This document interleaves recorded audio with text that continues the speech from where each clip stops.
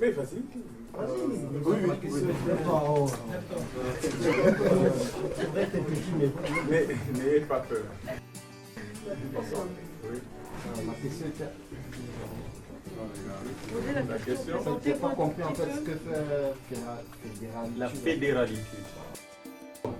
Alors, oui, bien sûr. voilà. Allez-y.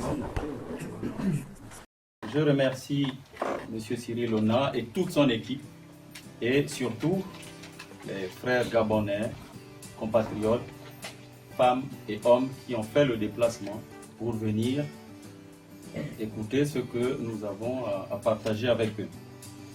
Donc, avant de commencer, parce que je sens un peu de crispation, parce que vous avez joué au foot, j'aimerais savoir si parmi vous, il y en a qui aiment bien les histoires, mais des histoires édifiantes. S'il y en a qui aiment, levez la main quand même. Ou bien le foot vous a trop fatigué.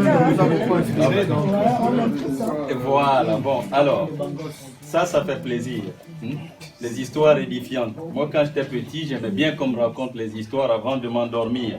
Ce n'était pas à la française, parce que j'avais une grand-mère qui aimait bien les contes autour du feu. Donc, l'histoire que je vais vous raconter, elle n'est pas de moi, elle est très connue. Mais ça fait toujours plaisir de partager des choses, même si elles sont connues. Hein? Il y en a qui lisent, d'autres ne lisent pas. Alors, cette histoire, puisqu'il y a beaucoup d'étudiants, il y a aussi des gens qui sont dans la vie active, elle met en scène un professeur d'université et ses élèves. Donc, il y a déjà un niveau de maturité. Alors, le professeur demande à ses élèves, un jour comme ça, ce n'est pas forcément un cours de théologie, mais tout le monde peut, à un moment donné, se poser les mêmes problématiques sans être théologien. Il leur pose la question, est-ce que Dieu a tout créé? Est-ce que Dieu a tout créé? Vous la connaissez, cette histoire, n'est-ce pas? Alors, il y en a un qui lève le doigt et qui dit, mais bien sûr, monsieur, Dieu a tout créé. Ah, le professeur, vous savez, l'expérience est le nombre de cas vécus. Et en général, quand un professeur pose une question, il y a une suite dans les idées. Ils savaient très bien qu'ils allaient répondre cela. Il leur dit, très bien, alors si Dieu a tout créé, alors il aurait aussi créé le mal, puisque dans la vie, dans la société, il y a beaucoup de mal. Et là, les élèves restent pantois, se taisent, ils se disent, bon, dis donc, notre professeur est quand même génial. Et il y en a un au fond de la classe qui lève la main et qui dit, monsieur, je vais vous dire la première question qu'il avait pour poser. Il lui dit, monsieur, est-ce que le froid existe? Le professeur s'est dit, mais quelle est cette question? Je viens de vous parler de Dieu et maintenant vous me parlez de froid. Évidemment que le froid existe. On sent tous le froid. Vous touchez un glaçon, vous allez sous la neige, il fait froid, on le sent. Alors, à ce moment, l'étudiant lui dit, non monsieur, le froid n'existe pas. En réalité, ce qui existe, c'est la chaleur. Et tous les corps, tous les individus, tout ce qui existe n'émet que de la chaleur. Et le zéro absolu dont nous parlons en Kelvin n'est en fait qu'une étape ou un stade où les corps n'émettent plus l'énergie. Et c'est vrai, il fait la démonstration, c'est des scientifiques. Et là, le professeur se tait. Deuxièmement, voyant l'embarras de son professeur, il continue, c'est un autre élève, et qui lui dit encore, est-ce que l'obscurité existe? Ce professeur dit, mais je vous ai dit que le froid existait, vous m'avez démontré que ça n'existe pas. Maintenant, vous m'amenez sur le terrain de l'obscurité, puisque vous voulez que je vous dise, l'obscurité existe. Et à ce moment, l'élève lui dit, non monsieur, l'obscurité n'existe pas, puisque nous sommes scientifiques, et nous savons qu'avec le prisme, on ne décompose pas l'obscurité, on ne décompose que la lumière. Donc en fait, le froid, dans le cas du froid, le froid c'est l'absence de chaleur, et dans le cas de l'obscurité, l'obscurité n'est que l'absence de lumière. Et puis après, puisque l'élève a acquis son aisance, il va lui poser une dernière question, qui est celle-là. Il va lui dire, monsieur, est-ce que, alors, d'après ce que nous venons de démontrer, Dieu a créé le mal? Le professeur reste silencieux parce que cette fois il se dit c'est l'élève qui prend le dessus. Et à ce moment, en fait, l'élève lui dit que en réalité, le mal n'existe pas. Ce qui existe, c'est le bien. Ce qui existe, c'est Dieu. Et cet élève n'était pas un des moindres, c'est quelqu'un de très connu, c'est Albert Einstein, à qui on attribue cette histoire et qui a fait de très beaux livres, dont Comment je vois le monde. Alors, il dit ceci: Monsieur, le mal n'existe pas. Maintenant, le professeur incertain dit bien sûr, comme je l'ai dit, nous le voyons chaque jour, c'est dans les exemples quotidiens de l'inhumanité de l'homme envers l'homme que nous trouvons le mal. C'est dans la multitude des crimes et des violences partout dans le monde. Ces manifestations ne sont rien d'autre que du mal. L'étudiant lui dit: Monsieur, le mal n'existe pas. Je vous le dis et je suis sûr de ce que je dis. Au moins, il n'existe pas de lui-même. Le mal est simplement l'absence de Dieu. Il est comme l'obscurité et le froid que nous avons vu plus haut.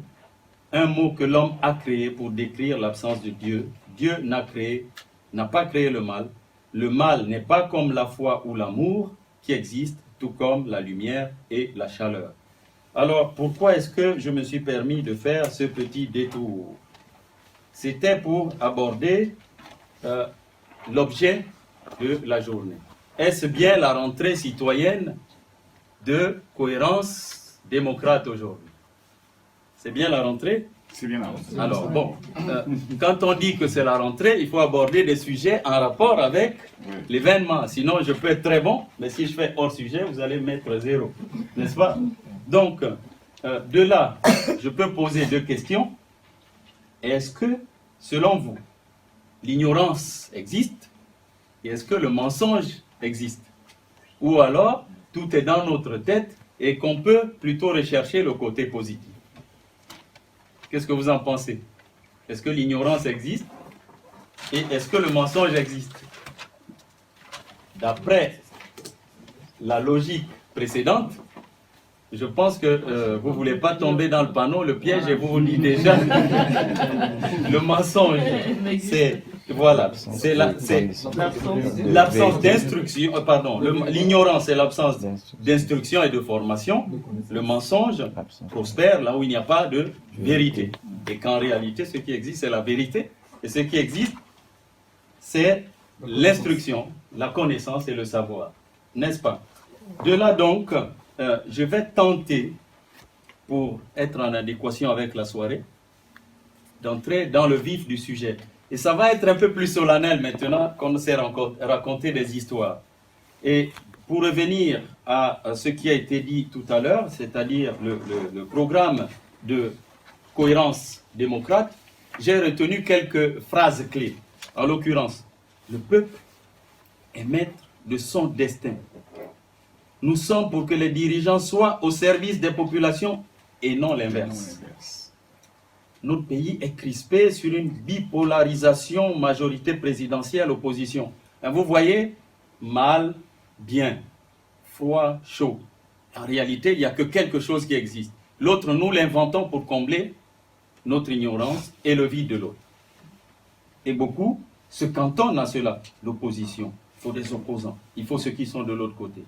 Alors, Cohérence démocratique dit, nous disons non à la pensée unique, non au débat de personnes. Seul l'intérêt collectif et le débat d'idées doivent être au centre de nos préoccupations. D'où le thème maintenant que je vais aborder.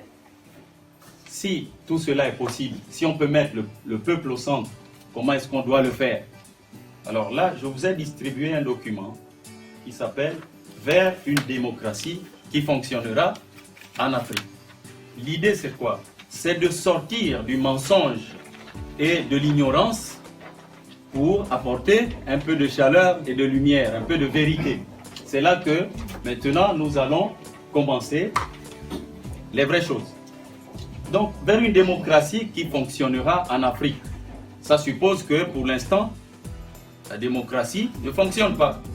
Si elle fonctionnait, Cohérence démocrate mettrait la clé sous le verrou et puis il n'y aurait plus personne pour l'écouter.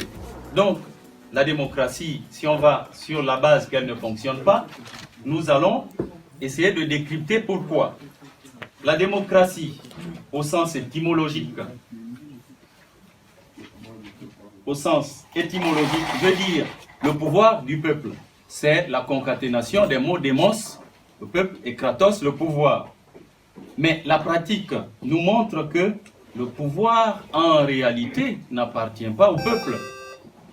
Le pouvoir n'appartient pas au peuple. Donc il y a déjà un premier mensonge. Nous parlons de démocratie, mais en réalité, sur le terrain et la pratique, le pouvoir appartient à d'autres, qui ne sont pas le peuple.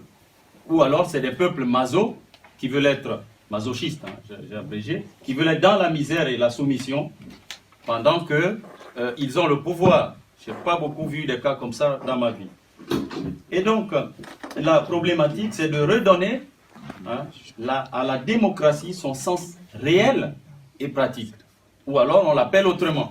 Il y en a même qui l'appellent quoi? Maintenant, il y a des termes qui s'inventent en Afrique, là, la quoi? Démocrature, des choses comme ça. Pour dire que le mot démocratie a été vidé de son sens. Donc, on invente des néologismes qui essaieraient de mieux coller à la réalité. Donc, pour rappel, la situation actuelle, vous avez tous le document, j'espère. Ceux qui ne l'ont pas, vous pouvez continuer la distribution. Alors, la situation actuelle, comme nous pouvons le constater dans la plupart des pays, le peuple est réduit à élire un ou des individus au suffrage universel direct. Et dans un an, 2016, c'est ce que nous allons faire. Nous allons nous battre pour élire un président au suffrage universel direct. Peut-être qu'il n'y aura que 30% des Gabonais qui l'éliront, mais on aura la satisfaction qu'on a mis en place la démocratie. Alors si 30% des Gabonais vont aux élections et qu'il y a 51% qui élisent le président de la République au suffrage universel direct, allez comprendre où est la vérité dans cette affaire et où est la démocratie. Donc, ainsi, deuxième fonction à laquelle est réduite le peuple, c'est aussi de voter ses représentants, c'est-à-dire des gens qui le peuple délègue son pouvoir. Cela lui donne toujours la sensation d'être aux commandes des choses. En tout cas, je dis bien la sensation. Mais que se passe-t-il quand les personnes que le peuple a choisies, les personnes que le peuple a élues, dérivent? Que se passe-t-il? Aucun instrument pour redresser l'itinéraire. Aucun instrument pour reprendre la main. C'est comme si on vous donnait une voiture automatique et puis vous êtes à l'intérieur, vous ne savez pas comment la redresser ou la remettre sur la voie où vous voulez aller. Donc, ce que je viens de dire, là, de décrire, se traduit par ce que j'appelle, mon cher ami le connaît, le triangle de l'enfer, le persécuteur, le persécuté et le sauveur. C'est une image qu'on retrouve beaucoup dans nos sociétés. C'est ainsi qu'on peut donc résumer le sort des peuples qui rêvent en vain de la démocratie aujourd'hui. Les persécutés, c'est-à-dire le peuple, ont cette bonne volonté et cette souvent ignorance de hisser leurs persécuteurs à leur tête alors que ceux-ci se font passer pour des sauveurs. C'est pourquoi certains ont même dit que le chemin qui mène à l'enfer est toujours pavé de bonnes intentions. Ok? Donc, ils hissent à leur tête leurs persécuteurs, mais qui viennent avec l'image des sauveurs. En effet, le peuple est toujours content d'avoir élu ses chefs. Et vous allez le voir, après 2016, les gagnants vont jubiler, hein, ils seront très contents. Mais ce ne sera que juste après les élections. Pendant 7 ans, on ne sait pas ce qui se passera, et qu'est-ce qu'ils mangeront, où ils habiteront, où est-ce qu'ils enverront leurs enfants à l'école, où est-ce qu'ils se soigneront. Mais dans l'immédiat, ils auront eu cette satisfaction parce qu'on leur a dit que c'est ça la démocratie. Alors, le cas donc le plus flagrant dans nos pays est l'élection du président de la République. Mais ça ne s'arrête pas là. Il est aussi chef de l'État et chef des armées. Alors là, ça fait beaucoup pour une seule personne. Il est celui qui, par la suite, une fois qu'on lui a donné tout ce mandat, va fonctionner comme ceci. On y va. Il va commencer par désigner, puisque lui on l'a mis au sommet, sur le trône, il va désigner son premier ministre, puis les ministres. Il va ainsi garrotter le pouvoir exécutif. Ça lui appartient. Vous m'avez nommé, je nomme un premier ministre, ensemble nous nommons des ministres. Alors l'exécutif, c'est pour moi. Je vais travailler pendant 5 ans ou 7 ans, selon le délai qu'on m'a donné. il va nommer les hauts magistrats. Et il mettra ainsi le pouvoir judiciaire sous sa dépendance. Il va nommer les généraux et officiers. Il soumettra ainsi les forces de l'ordre et de défense à ses ordres. Il nommera même les hauts fonctionnaires, les dirigeants des entreprises publiques et parapubliques. Et de cette manière, petit à petit, il contrôlera aussi le côté économique. Il mettra tout en œuvre pour s'arroger la majorité, si possible absolue, au Parlement. Sinon, quel est ce président qui va fonctionner avec des députés qui bloqueront ces lois? Et là encore, il transformera les représentants du peuple en alliés. Est-ce que c'est un schéma qu'on ne retrouve pas dans nos pays? Ou alors est-ce que c'est un schéma qu'on retrouve dans nos pays? Si quelqu'un ne l'a pas vu, il me dit, Monsieur Baird, moi, je n'ai jamais vu ça dans mon pays. Vous l'avez vu? Ah oui. Bon, si c'est évident, je peux continuer. Alors, c'est un schéma donc fréquent, récurrent même, dans les États postcoloniaux africains. Fort de tous ces moyens, l'élu du peuple devient sans contre-pouvoir. Vous avez garrotté l'exécutif, vous avez garrotté le judiciaire, vous avez garrotté le législatif. Il n'y a plus de contre-pouvoir. Vous devenez incontrôlable par vos électeurs. Peut-on alors encore parler de démocratie ou de pouvoir du peuple? Je vous laisse y répondre. Mais ce qu'on constate, c'est que le fruit de tout cela, de cette politique, c'est l'ego. D'abord l'ego individuel, n'est-ce pas? Celui qui rasait les murs, le simple citoyen qui était comme vous et moi avant. Dorénavant, le pauvre monsieur ou la pauvre dame ne peut plus arriver à l'aéroport sans qu'on ne mobilise toute la ville pour l'applaudir. Et on gonfle son ego individuel, qui se nourrit bien sûr de l'ignorance et le chaos collectif qui entretiennent la misère et les injustices. Est-ce qu'il y a la misère en Afrique? Est-ce qu'il y a des injustices en Afrique? Moi, je n'ai fait que décrire un tableau. Donc, monsieur me demandait que propose la fédéralitude. La fédéralitude vise à instituer la démocratie en restaurant la souveraineté du peuple. Et à ce moment, nous nous rejoignons, n'est-ce pas? La démocratie, donc, vise à garantir la suprématie de l'intelligence collective au-dessus, garantir l'intelligence collective sur le génie d'un seul. Et même s'il est très intelligent, mais s'il est incontrôlable, s'il a tous les pouvoirs, ça nous posera toujours un préjudice. Alors qu'ici, je suis sûr que même s'il y en avait un qui avait un QI de 200, mais vous tous réunis, vous allez le battre aux échecs. Ok? Et ça peut se reproduire dans tous les domaines. On est d'accord? Donc, c'est ça la démocratie, le pouvoir du peuple. Si les Grecs ont inventé ce mot, c'était pour que l'intelligence collective prime sur le génie d'un seul. Je n'ai pas dit la bêtise d'un seul, j'ai dit le génie, c'est le meilleur. Mais bien qu'il soit meilleur, il restera toujours inférieur au génie collectif. Donc, comment est-ce que nous allons procéder à la fédéralitude? Nous parlons donc du principe de subsidiarité. Est-ce que quelqu'un a déjà entendu parler de ce terme dans ses études? La subsidiarité. Soyez pas timide. Hein? Oui, vous en avez entendu parler. Donc, on est dans les rappels. Si vous avez visé, maintenant nous révisons, n'est-ce pas? Voilà, ça fait longtemps. Ce principe de la subsidiarité suppose de s'appuyer sur la plus petite entité existante. Et la plus petite entité sociologique existante, c'est l'individu, c'est le citoyen, c'est l'électeur, n'est-ce pas? Donc c'est l'électeur qui prend ses propres mains, son cerveau, pour choisir entre 10 candidats. Alors, et vote celui qui sera son bourreau ou son sauveur, n'est-ce pas? Donc, dans le système proposé par la fédéralitude, nous allons réunir l'ensemble des citoyens qui formeront le peuple, et c'est le peuple qui va élire ses représentants. Et ces représentants, en général, chez nous, on les appelle chambre haute les sénateurs et chambre basse les députés. Ce n'est plus un individu dans le modèle de la fédéralitude qui va constituer le gouvernement, qui va nommer les hauts magistrats, les hauts fonctionnaires, etc. Dans la fédéralitude, nous sommes partis du citoyen et ce sont les élus des citoyens, les parlementaires, hein, ensemble, c'est-à-dire sénateurs et députés, qui vont maintenant entrer en action pour le peuple. Comment est-ce qu'ils vont le faire? Donc, le Parlement, constitué des représentants, qui sont donc les représentants des populations, vont dorénavant désigner les membres du gouvernement. Ils vont les désigner sur quels critères? Sur vos documents, vous avez la règle de gouvernement collégial et de démocratie de concordance. Ça veut dire quoi? Un pays comme le Gabon, où il y a plusieurs ethnies, nous allons, les sénateurs, c'est les représentants des territoires.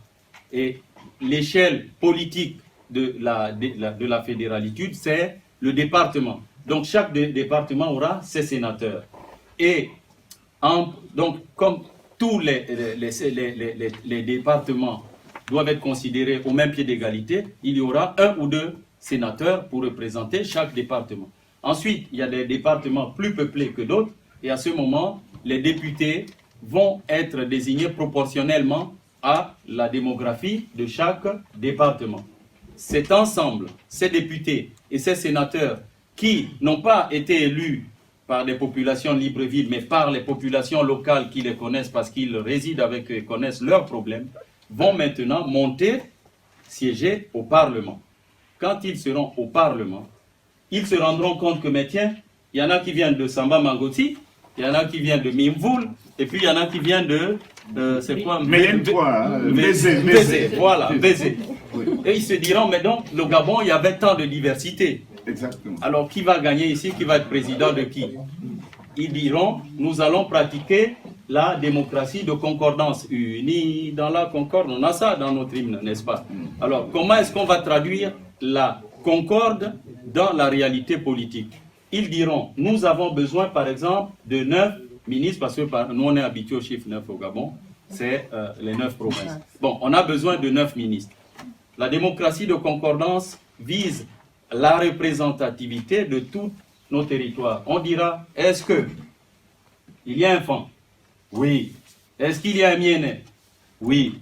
Est-ce qu'il y a un Pounou? Oui. Quand on a bouclé les 9, La Pinji. la Pinji, voilà, les amis. Mais même chez les Mienais, vous savez, il y a le Gallois qui dira, oui, mais les Pongouins, vous avez pris un Pongouin, on a dit non, on a pris un par groupe.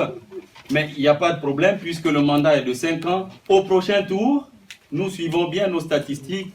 C'est le Gallois qui va passer. Le Gallois dira, bon, ok, ça va. C'est bon comme ça. Comme je travaille bien chez moi, il y a des chances que prochainement, on me prenne. Donc, le gouvernement est formé. Est-ce que vous voyez ce qu'on est en train de faire?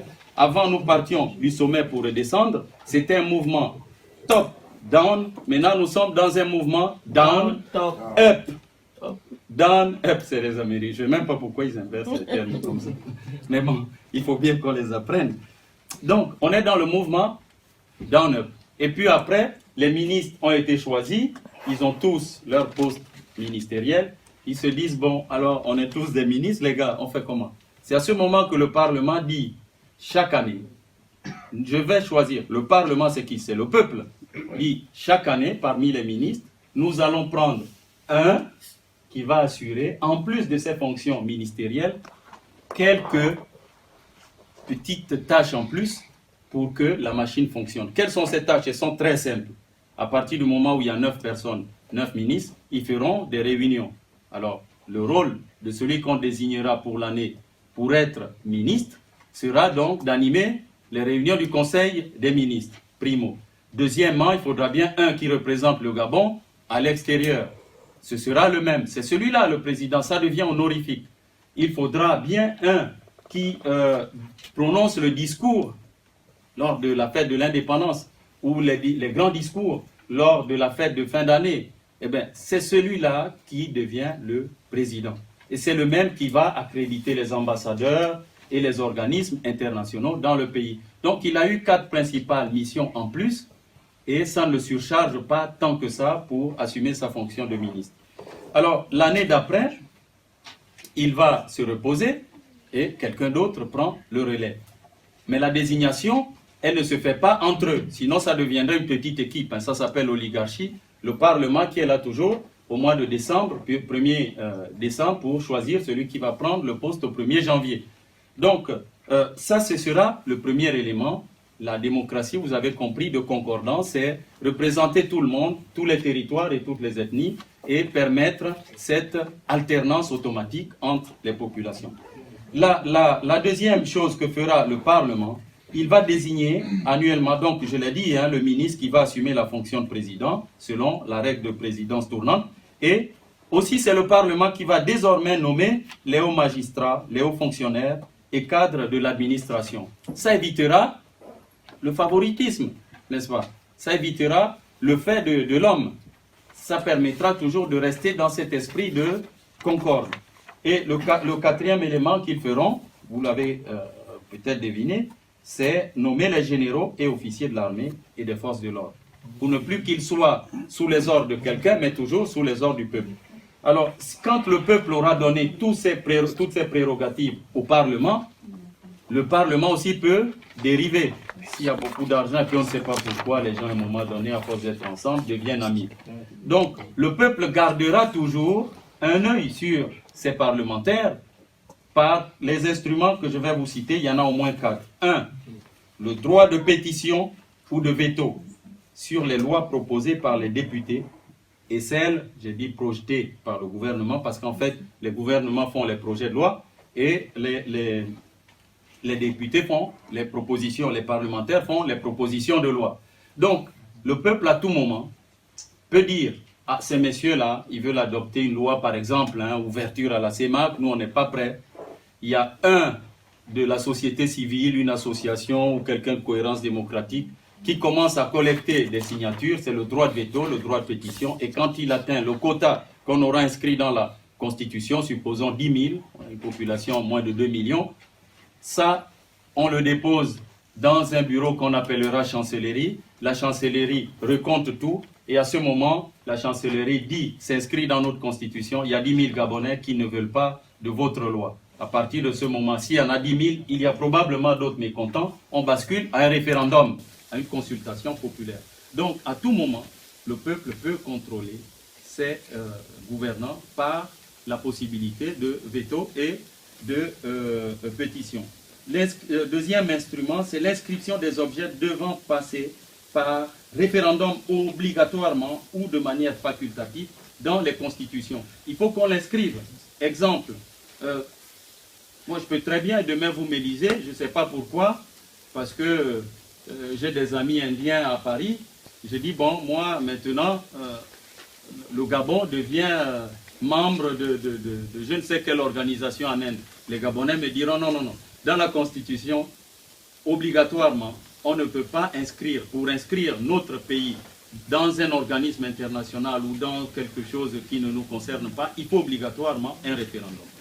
Et puis, quand même, on laisse là une part pour les référendums facultatifs, hein, c'est-à-dire qu'il y a des choses qui obligatoirement ne passeront pas par référendum, mais si nécessaire, c'est ça le facultatif, ça passera par référendum. Le troisième instrument, c'est la possibilité de recourir au référendum d'initiative populaire, l'initiative du peuple. C'est-à-dire que le peuple, à un moment donné, peut se dire, mais attends, ces gars-là, ils sont à Libreville, mais on nous parle ici de la rito-criminalité, et personne n'a osé adopter une loi en rapport avec la rito-criminalité. Donc, à ce moment, le peuple, toujours selon le principe des pétitions, ils atteignent un quota, ils font un projet de loi, c'est souvent la société civile qui le fera, et apportera cette loi aux parlementaires, d'abord à la chancellerie. La chancellerie, après vérification, la basculera au Parlement en leur disant, messieurs, depuis 5 ans que vous avez été nommés, ou 3 ans, il y a un problème que vous n'avez pas abordé, les citoyens ont pris les devants, et voici leur texte. Ça s'appelle l'initiative populaire ou l'initiative citoyenne. Le quatrième et dernier élément, c'est l'institution d'un service militaire obligatoire et généralisé pour tous les garçons de 18 à 30 ans, aboutissant à la création d'une armée de citoyens soldats réservistes éduqués à la paix et à la neutralité. Évidemment, si, c'est Kierkegaard, je crois, qui le disait, que la justice sans la force est faible, mais la force sans la justice est tyrannique. Donc, si on n'a pas un élément dissuasif pour garantir la Constitution, il y a toujours le risque qu'un groupuscule détourne les choses. Et lorsqu'on instaure ce système de citoyens-soldats, on donne en fait au peuple la possibilité, à tout moment, de défendre sa constitution. N'est-ce pas que c'est inscrit dans notre constitution qu'à tout moment, le peuple peut destituer les gouvernants qui ne font pas l'affaire. Dans la constitution française, américaine, toutes les constitutions du monde contiennent l'ont prévu. Mais comment le faites-vous si vous avez des brindilles d'armes et les autres ont des charmes et des kalachnikovs? Ça ne peut pas marcher. Donc dans ce système de conscrits, ça s'appelle comme ça, c'est le terme technique, mais je ne voulais pas l'adopter, on aura des casernes militaires dans les principales communes. Et pourquoi nous faisons le service militaire de 18 à 30 ans? Parce que cela permet d'amener les garçons à la maturité et de mériter ce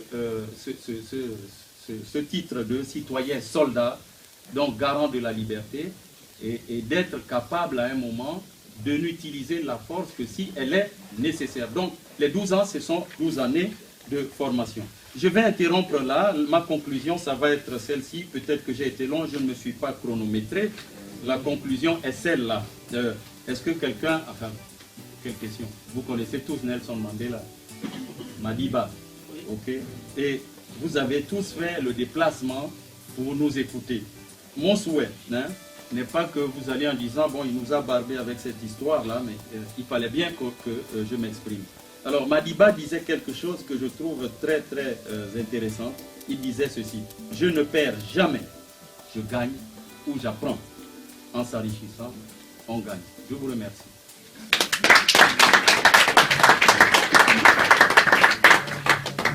Je suis ouvert à vos questions si vous le voulez.